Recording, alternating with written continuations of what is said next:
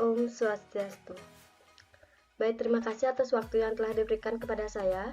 Di sini saya akan menjelaskan materi tentang model pembelajaran Inquiry Training pada mata kuliah model pembelajaran SD. Sebelumnya, izinkan saya memperkenalkan diri saya. Perkenalkan, nama saya Kaderani dengan NIM 1911031020. Adapun jabaran materi, yang pertama pengertian model Inquiry Training, yang kedua kelebihan dan kekurangan model Inquiry Training, yang ketiga langkah-langkah model Inquiry Training, dan yang terakhir implementasi model Inquiry Training pada pendidikan. Untuk pembahasan yang pertama yaitu pengertian Inquiry Training. Model pembelajaran Inquiry Training dikembangkan oleh Richard Stallman yang mengajarkan tentang proses dalam meneliti dan menjelaskan fenomena asing. Model ini melibatkan siswa dalam versi-versi kecil tentang jenis-jenis prosedur yang digunakan oleh para ahli untuk mengolah pengetahuan dan menghasilkan prinsip-prinsip.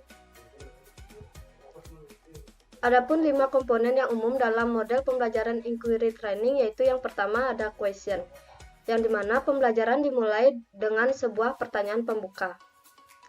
Yang kedua ada student engagement, yang dimana keaktifan pada siswa sangat diutamakan, sedangkan guru hanya menjadi fasilitator. Yang ketiga, cooperative interaction.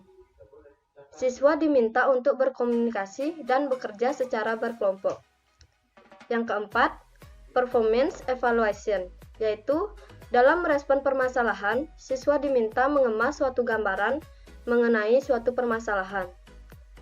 Yang terakhir, variety siswa atau variety of research, yang dimana siswa dapat menggunakan bermacam-macam sumber belajar, seperti contoh website, televisi, video, poster, dan lain-lain. Untuk pembahasan yang kedua yaitu kelebihan dan kekurangan model Inquiry Training.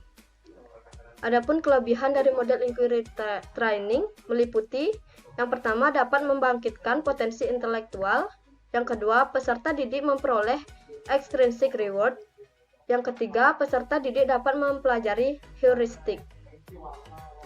Dan kelemahan dari model Inquiry meliputi yang pertama sulit mengontrol kegiatan dan keberhasilan siswa, yang kedua sulit dalam merencanakan pembelajaran, yang ketiga memerlukan waktu yang panjang, dan yang terakhir, ketentuan keberhasilan belajar ditentukan oleh kemampuan siswa.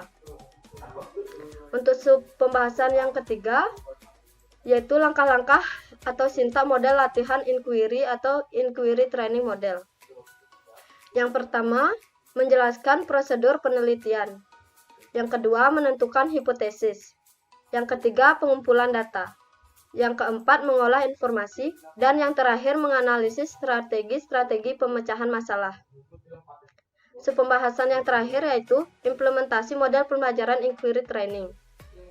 Salah satu cara menerapkan model pembelajaran Inquiry Training ialah dengan penerapan pelajaran TIK berbasis portofolio. Adapun aspek penerapan pelajaran TIK berbasis portofolio, yang pertama memilih objek yang akan dikaji. Yang kedua, membahas objek yang akan dikaji. Yang ketiga, mencari data.